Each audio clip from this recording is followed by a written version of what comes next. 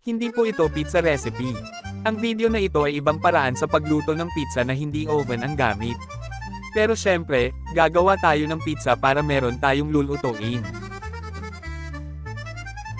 Siguro alam nyo na kung paano gumawa ng dough. Paghaluin lang ang harina, asukal, asin. Lagyan ng kunting mantika. Sa akin lard ang ginamit ko. Pwede ring butter para susyaw. At yeast pampaalsa.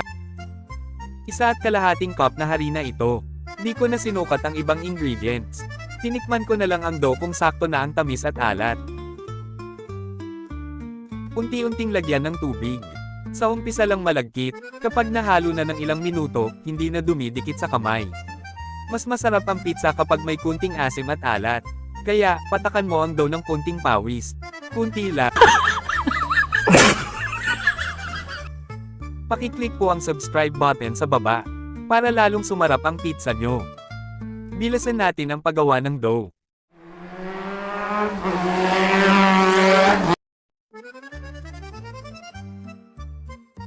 Patakan ng kunting pawis mantika ang dough bago palsahin.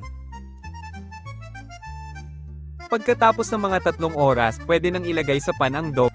Bago ilagay ang dough, pahirin muna ng mantika o lard ang pan.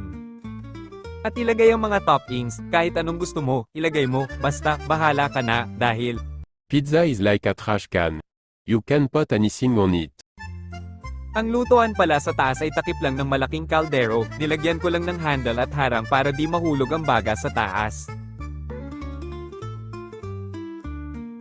Pwede namang kahoy o panggatong ang gamitin sa taas at ilalim, kaya uling gamit ko sa taas, para di gaanong mausok, sa baba naman, stove, para madaling makontrol ang init, madali kasi masunog ang ilalim kapag nasobra sa init. Palaging i-check ang ilalim kung luto na, pwede nang patayin ang apoy sa ilalim ng pan, habang hinihintay na maluto ang taas.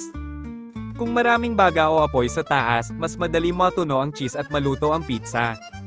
Kapag hindi natunaw ang cheese, baka AI na cheese ang nabili nyo, o di kaya AI na uling.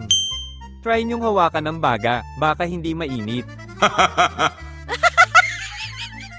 At luto na rin sa wakas ang trash can, ay, pizza pala. Dapat aluminium ang pan, at ang pan takip sa taas, bakit, secret?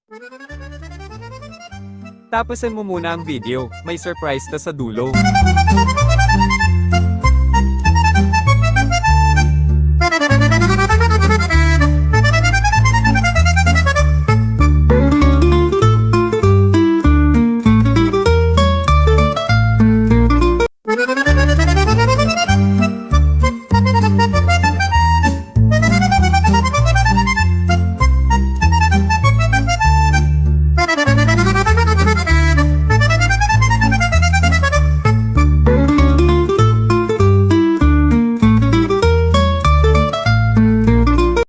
Joke lang.